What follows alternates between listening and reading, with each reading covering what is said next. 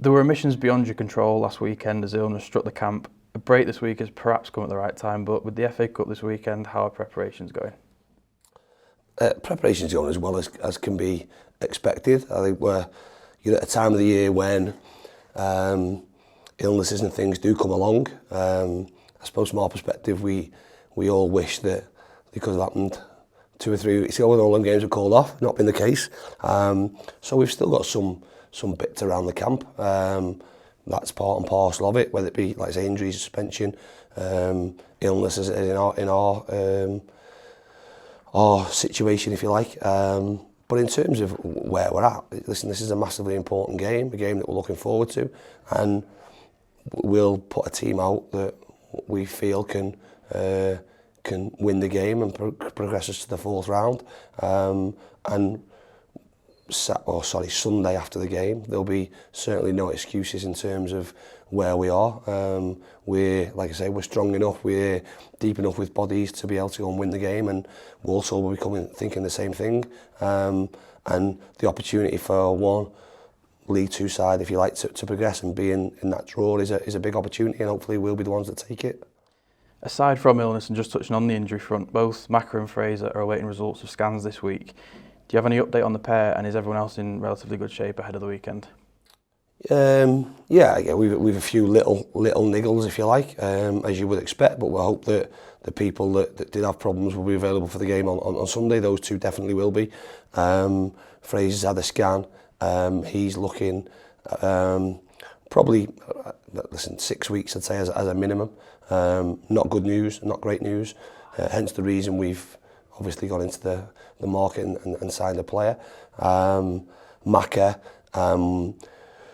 again, not great news. We're waiting on more confirmation, if you like, to know the sort of path of where he needs to go, and hopefully by the next time I speak to you, I'll be able to give you more of an update in terms of where he stands.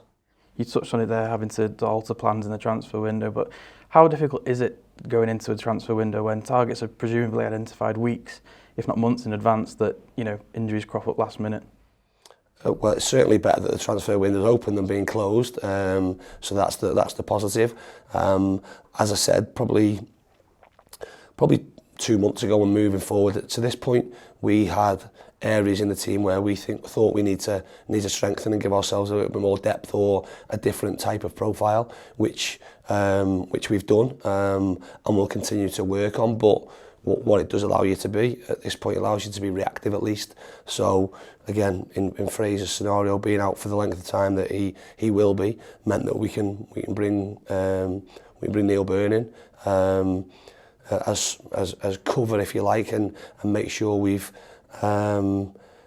people in positions that will get us not just through this period, but will also add to the squad over the rest of the season. You mentioned one there, and obviously another introduction to the squad. After a few attempts in the past, you have one of your top targets in Isaac Olafe. How important was it to get this deal done early on? Yeah, like I say, it was a deal that we tried to do in the August window. But at the time, Isaac was looking at a League One loan. I think there was 6 or 7 League One clubs interested in taking him. He made the choice to go and play at that level, which totally understood, because ultimately he played League Two the season before with Sutton, and his aim and targets then were to get in Millwall's first team. So to allow him the best chance of doing that, of playing at League One and trying to prove yourself at that level, gave him a good shot. Through no fault of his, a sort of mess up in terms of paperwork right at the deadline meant that didn't happen. So he spent the last few months not playing a great deal of football.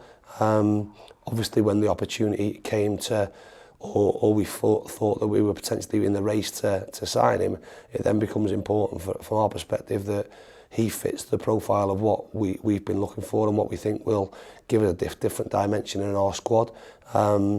And with the, like I say, the support and backing of Mark and the board, we've been allowed to go to Millwall and put a deal together to get him to the football club. So really looking forward to working with him. Absolutely will add a different dimension to what we've got, and be a real a real foil for the other forwards that we've got in the team. He's a little bit short in terms of his match fitness, but the hope for us is we can get him involved as soon as possible. He'll hit the ground running and have a big impact on the team and the squad. It's been just over a week since we faced Walsall in the league. There's obviously some benefits in facing the side in quick succession, but what challenges come about from that? It's a different game, completely different game. I suppose from our aspect, we take lots of positives from the performance that we put in the league, but this is a different challenge. Even within the time, a week's an awful long time in football. They've lost some players, brought some players in.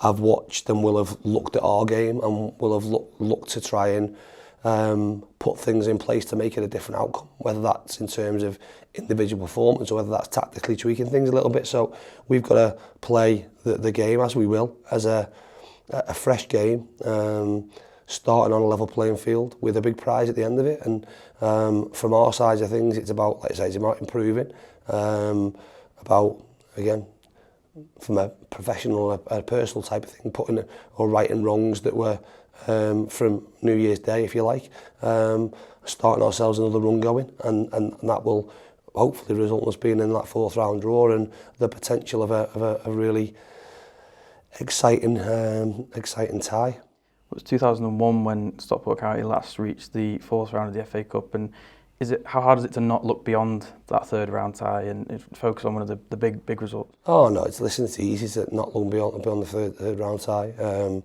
We've shown even coming into this round, both ourselves and Walsall will have gone into that third round draw hoping to pick a plum tie, and probably when both teams drew each other, they went, oh.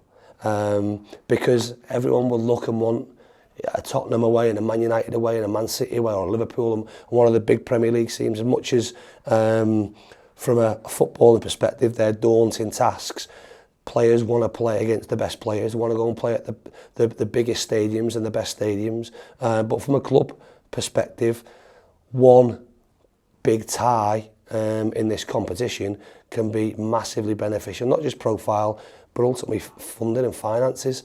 And for both the teams, ourselves and Walsall, like I say, the prize money for this round is fantastic. Plus it opens up the potential of, like I say, one of them ties that can be season defining a little bit, season changing in terms of the timing when it comes around, to be able to go and maybe invest that money in strengthening the squad or whatever that might be. So like I say, there's a big prize at the end of it, but sole focus ultimately is on this game. If we don't perform and we don't do our jobs, then it means nothing. Cup games often bring around the opportunity for some rotation, but with some of the big home games we've got this month, surely it's all about momentum and just going out and getting that positive result. Yeah, it is. Listen, I suppose you go back to the New Year's Day game. For us at the minute, with the way things are a little bit, yes, there's an ideal case scenario, but it's really about putting a team out there that first off we think can win the game, and second off we're not putting any players at risk in terms of health. Any that have missed days, then we have to be careful with in terms of how we go about it. Everyone will want to play, undoubtedly, but people need to be honest in where they are in terms of their bodies, because, like I say, some have been off and are still off, but some have been off for quite a period. And again, it would be absolutely ridiculous of us to risk anybody, like you say, with the amount of games we have got coming up through the end of January and on into February. Dave, thanks for your time and all the best. Cheers, thank you.